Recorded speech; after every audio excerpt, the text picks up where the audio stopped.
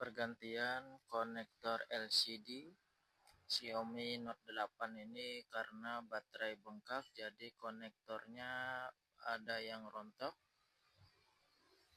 Nah, ini ambil dari bekas LCD yang sudah rusak. Konektornya masih bagus, jadi bisa digunakan kembali. Nah, ratakan, kemudian bersihkan menggunakan thinner A. Oke, sekian dan terima kasih.